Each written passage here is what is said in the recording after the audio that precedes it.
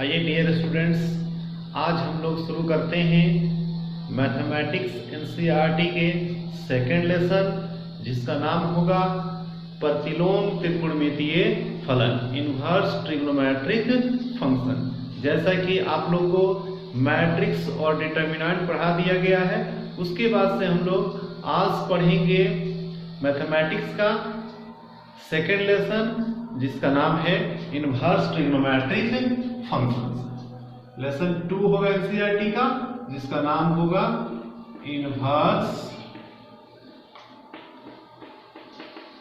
Trigonometric functions, और इसका हिंदी हम बोलेंगे प्रतिलोम त्रिकोणमितीय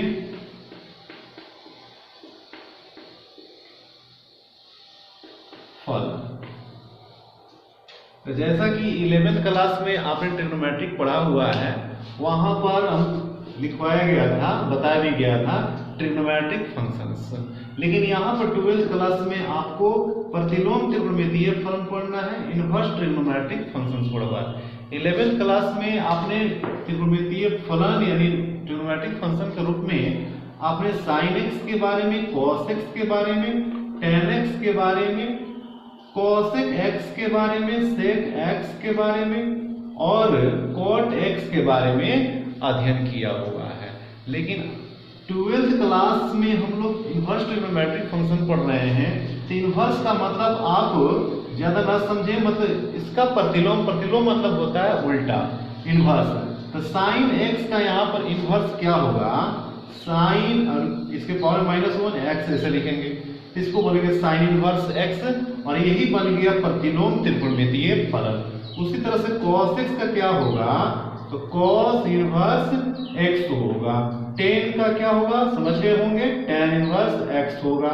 उसी तरह से कॉसेक का क्या लिखेंगे, तो कॉसेक इनवर्स एक्स लिखेंगे, इसके बदले सेक इनवर्स एक्स लिखेंगे और इसके बदले कॉट इनवर्स एक्स लिखेंगे। तो ये आपका है त्रिकोणमितीय फलन, और ये जो छह देख रहे हैं ये है प्रतिलोम त्रिकोणमितीय फलन।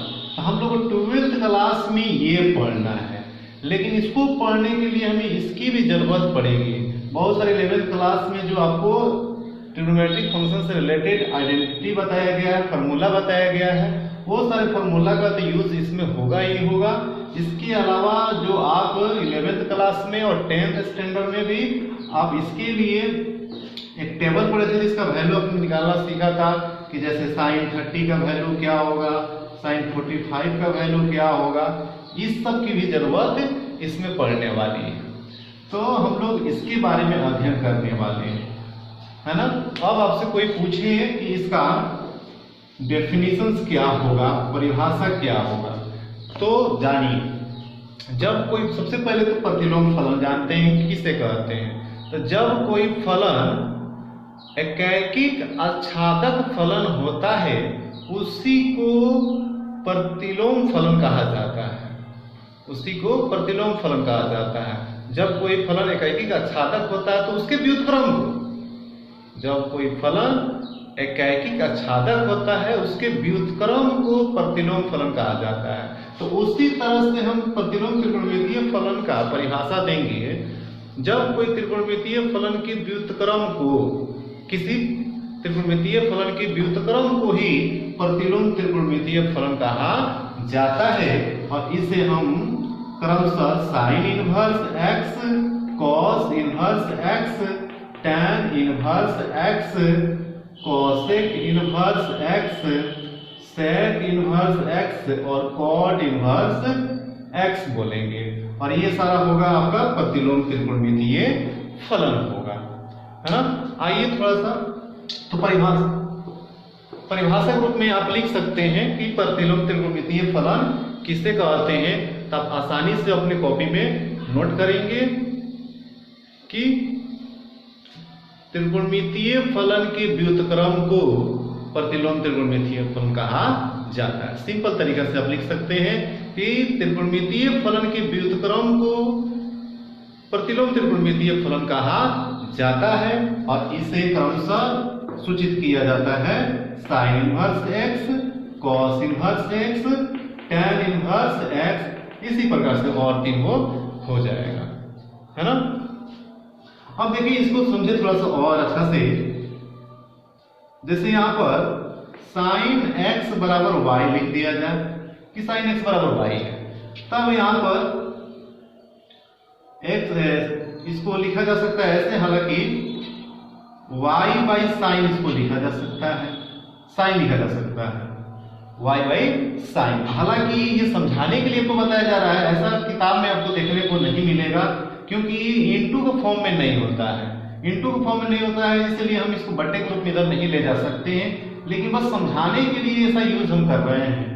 तो x बराबर वाई बाई साइन लिख सकते हैं और x बराबर यहां से 1 बाई साइन इंटू वाई आप लिख सकते हैं। फिर x बराबर इसको अब लिख सकते हो साइन के पावर -1 और ये y।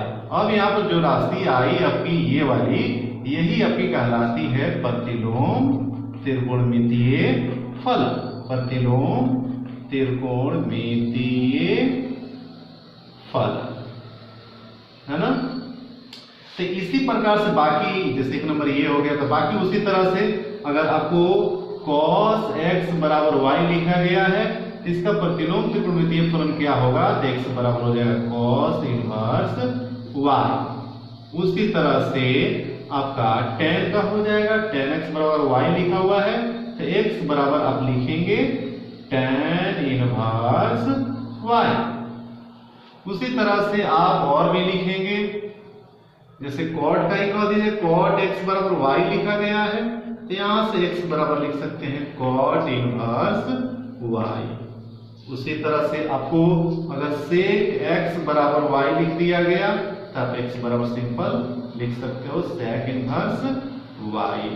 और एक और है, जैसे बच रहा है कौन, cosec का ही लिख दीजिए। अगर cosec x बराबर y लिखा गया है तो x बराबर लिख सकते हो cos इनवर्स y।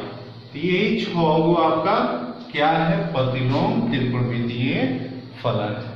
इसी के बारे में 12th क्लास में आपको पढ़ना है ना। अब इससे रिलेटेड हम एक मुख्य मान पढ़ेंगे। तो मुख्य मान क्या होता है जानेंगे। तो किसी प्रतिलोम त्रिकोणमितीय फलन के परिसर अंतरालों को मुख्य शाखा परिसर कहा जाता है। किसी प्रतिलोम त्रिकोणमितीय फलन के परिसर अंतरालों को मुख्य शाखा परिसर कहा जाता है। अब मुख्य शाखा में उपस्थित मान को ही मुख्य मान कहा जाता है। मुख्य शाखा परिसर में प्राप्त मान को मुख्य मान कहा जाता है। तो इस चीज को भी कॉपी में नोट कर लेंगे आप कि किसी प्रतिलोम त्रिकोणमितीय फलन के परिसर अंतरालों को मुख्य शाखा परिसर कहते हैं तथा मुख्य शाखा परिसर में प्राप्त मान को मुख्य मान कहा जाता है।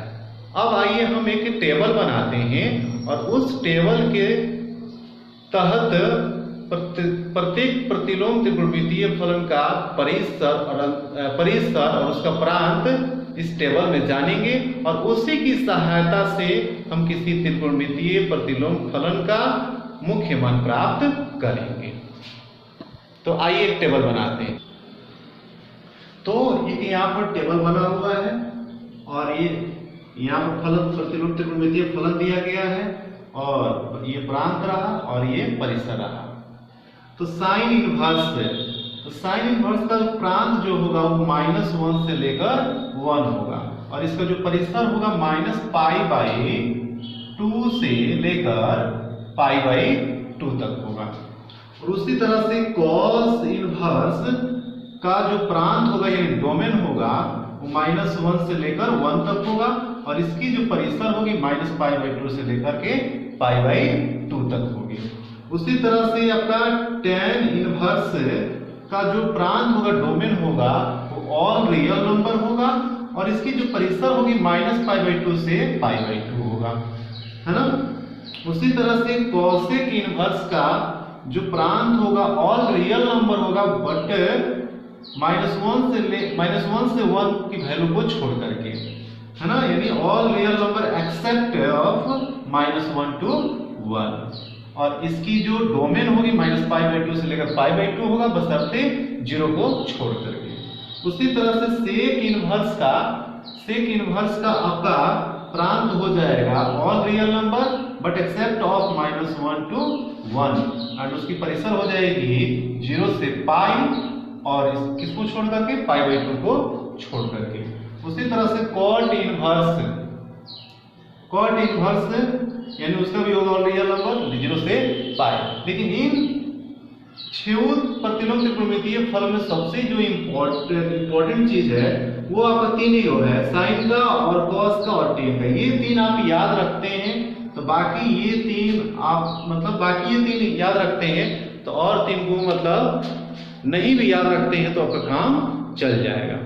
अब आइए एक दो सवाल करके देखते हैं, इसको ऐसे ही रहने देते हैं। जैसे आपसे कह दे यहाँ पर सवाल, जैसे कि आप पूछेगा, जैसे कहेगा यहाँ पर एक सवाल दे देगा, मान के चलिए साइन इनवर्स √3/2 का मुख्य मान ज्ञात कीजिए, मुख्य मान ज्ञात कीजिए, यानी किस शाखा परिसर में इसका वैल्यू √3/2 होगा ये पता करना है। तो सिस्टमैटिक ढंग से आपको बनाने को हम सिखाते हैं।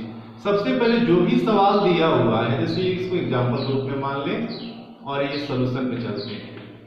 तो साइन इनवर्स आपको लिख लेना √3/2 लिख लेना है, और इसका मुख्य मान पूछा तो मान के चलिए इसका मुख्य मान क्या होता है, y होता है। चाहे y मान लेते हैं, x भी मान सकते हैं या कोई भी राशि मान सकते हैं। तब यहाँ पर देखें, आपको जैसे अभी ये बताया गया था कि साइन x बराबर y लिखा हो तो x बराबर क्या लिखेंगे, साइन इनवर्स y लिखेंगे, है ना। तो उसी तरह से यहाँ पर साइन इनवर्स, तो फिर यहाँ पर साइन इधर लाएंगे तो क्या बन जाएगा, साइन x और फिर y बन जाएगा।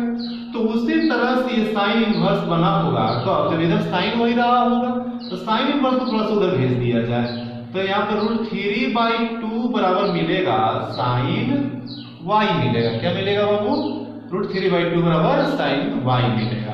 अब आपको यहाँ से √3/2 जो है वो साइन मतलब साइन का किस परिसर में है, √3/2 मतलब वैल्यू जो होगा ना वो किस परिसर पर होगा, मतलब कितना पर होगा।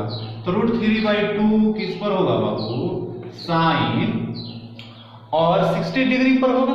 तो 60 डिग्री यहाँ पर डिग्री में नहीं लिखना, आपको रेडियन में लिखना है, यानी पाई से रिलेट करना है इसको।